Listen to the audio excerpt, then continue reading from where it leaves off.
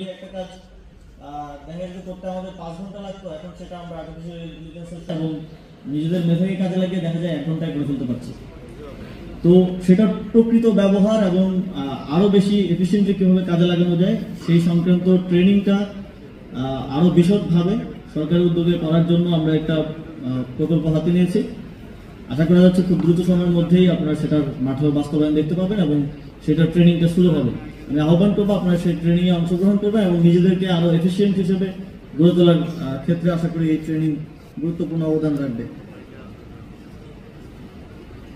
এছাড়াও আমরা যুব উন্নয়ন নীতিমালা পর্যালোচনার কাজে হাত দিয়েছি।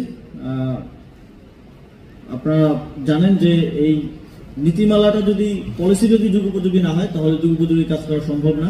সেই জায়গা থেকে পলিসিটাকে যুগোপযোগী করে গড়ে তোলার জন্য আমাদের ফোকাস আছে।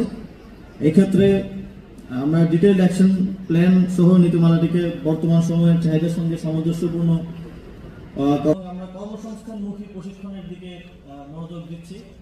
এমন প্রশিক্ষণ না যে আমরা প্রশিক্ষণ দিলাম এবং আপনারা সেখান থেকে চলে গেলেন, এটার কোনো ফলো আপ হলো না কিংবা এটার কোনো কর্মসংস্থান কিংবা উপযোগিতা বাজারে নেই। এমন প্রশিক্ষণ থেকে আমরা বেশি গুরুত্ব দিব কর্মসংস্থানমুখী প্রশিক্ষণকে, যে ধরনের প্রশিক্ষণের মাধ্যমে জাতীয় কিংবা আন্তর্জাতিক বাজারে সেটার কর্মসংস্থান রয়েছে, চাহিদা রয়েছে, সে ধরনের প্রশিক্ষণের দিকে আমরা বেশি গুরুত্ব দিব।